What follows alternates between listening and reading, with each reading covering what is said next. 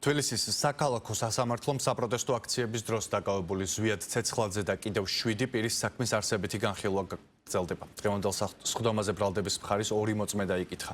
პროცესზე მოწმეებმა აქციების მიმდინარეობისას რუსთაველის გამზირზე დაზიანებებზე და მიყენებულ ზარალზე ისაუბრეს. ასევე სხდომაზე ბრალდების მხარემ წერილობითი მტკიცებულებები გამოიკვლია. შეგახსენებთ, საქმეზე ბრალდებულ 8 პირს გამოძიება ჯგუფურ ძალადობაში მონაწილეობას ედავება. დაკავებულები წარდგენილ ბრალს არ აღიარებენ. წარმოდგენილმა მოწმეებმა ისაუბრეს ზიანის ოდენობაზე, თუმცა მათ დეტალურად ვერ ისაუბრეს, რამ შეადგინა ზიანის ოდენობა და რამ განსაზღვრა და რა პრინციპით მოხდა დათვლა იმ მიყენებული ზიანის. ასევე ამ მოწმეებმა ვერ დაადასტურეს, თუ ვისი მხრიდან მოხდა ერთ შემთხვევაში საპატრულო პოლიციის ავტომანქანების, ხოლო მეორე შემთხვევაში თბილისის სერვის ჯგუფის იმ ურნების დაზიანება, რომელიც დაზიანებებიც რეალურად იყო განხორციელებული.